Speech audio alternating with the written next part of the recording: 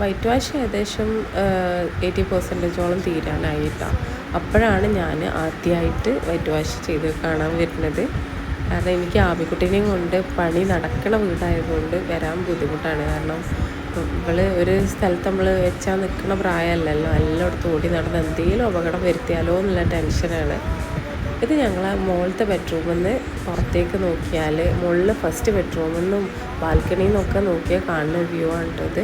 നല്ല ഭംഗിയാണ് ഇവിടുത്തെ അങ്ങോട്ട് നോക്കാം. അവിടെ നിന്ന് നല്ല കാറ്റാണ് ഇങ്ങോട്ട്.